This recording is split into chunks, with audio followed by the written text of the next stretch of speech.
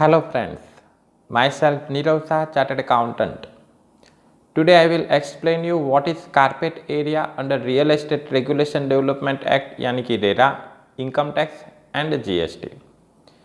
जैसे कि आप सबको पता है कि real estate regulation development act आने के बाद रियल एस्टेट प्रॉपर्टीज़ के हर एक लीगल डॉक्यूमेंट्स में कारपेट एरिया लिखना बहुत इम्पोर्टेंट हो चुका है। Even income tax and GST में भी जो एफोर्डेबल हाउसिंग यूनिट की डेफिनेशन है उसमें भी कारपेट एरिया बहुत इम्पोर्टेंट रोल प्ले कर रहा है। दोस्तों, ये कारपेट एरिया के रिलेटेड गवर्नमेंट ने रिसेंटली दो बहुत बढ़िया से चेंजेस किए हुए हैं एंड जिससे ईज ऑफ डूइंग बिजनेस में काफ़ी बड़ा सपोर्ट मिला है। सबसे पहले तो ये income tax, GST and RERA, ये तीनों लॉ में कारपेट एरिया की जो डेफिनेशन बताई गई है वो एक समान यूनिफॉर्म कर दी है। यानी कि जो real estate regulation development act RERA में कारपेट एरिया लिखी हुई है वही कारपेट एरिया आपको इनकम टैक्स एंड जीएसटी में भी माननी है, वही समझनी है।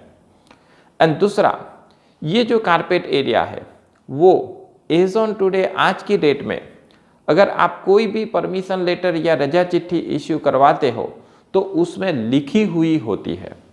सो जिसकी वजह से कारपेट एरिया को समझना एंड उसको ढूंढना बहुत इजी हो गया है। इसके रिलेटेड कोई भी डिस्प्यूट या कंफ्यूजन होने के चांसेस नहीं रहे हैं। So now let's understood what is carpet area. As per RERA act, carpet area means net usable floor area. किसी भी प्रॉपर्टी की अंदर की जो एरिया है जिसको आप इस्तेमाल कर सकते हैं, जिसके ऊपर आप कारपेट बिछा सकते हो, उसको कारपेट एरिया बोला जाता है।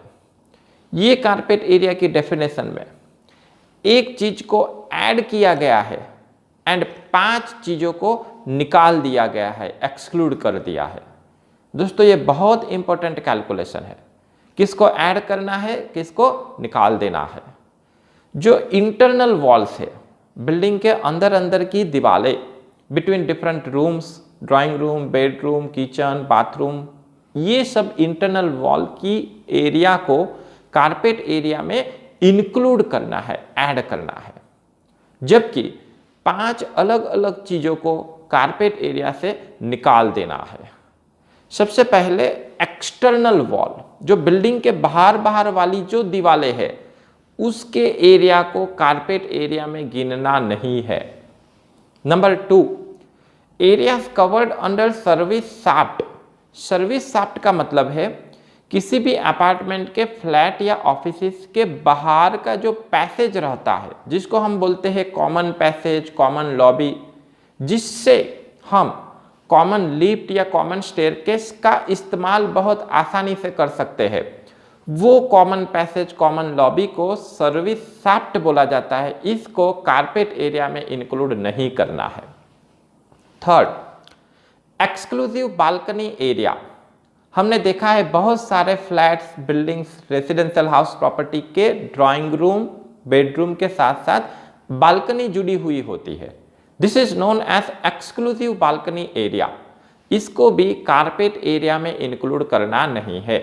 Whether that balcony is a covered balcony और ओपन बालकनी, कोई भी टाइप की बालकनी है उसको कारपेट एरिया में गिनना नहीं है। फोर्थ आइटम, वरांडा यानी कि यूटिलिटी एरिया। जनरली जो किचन के साथ जुड़ा हुआ वॉश एरिया होता है उसको वरांडा बोला जाता है। इसको भी कारपेट एरिया में कैलकुलेट करना नहीं है।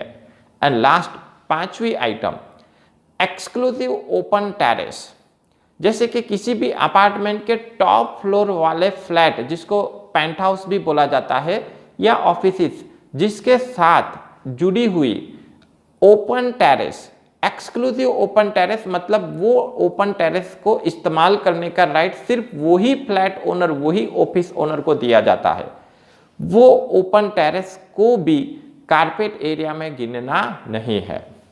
सो दोस्तों, ये 5 बहुत बड़ी आइटम है जिसको कारपेट एरिया में गिनना नहीं है, जिसकी वजह से किसी भी प्रॉपर्टी की सुपर बिल्टअप एरिया की कंपैरिजन में कारपेट एरिया कम से कम 20 से 30%, 20 to 30% कम हो जाता है। एंड इसी की वजह से हमने बहुत बार ऐसा देखा है कि काफ़ी रेसिडेंशियल यूनिट जिसकी सुपर बिल्टअप एरिया तो ज़्यादा होती है लेकिन कारपेट एरिया उतनी कम होती है कि वो अफोर्डेबल हाउसिंग यूनिट्स की डेफिनेशन में फिट हो जाती है। एंड इसी की वजह से ये वाले यूनिट पे कम इनकम टैक्स, कम जीएसटी एंड गवर्नमेंट की काफ़ी सब्सिडी के भी बेनिफिट्स मिलते हैं।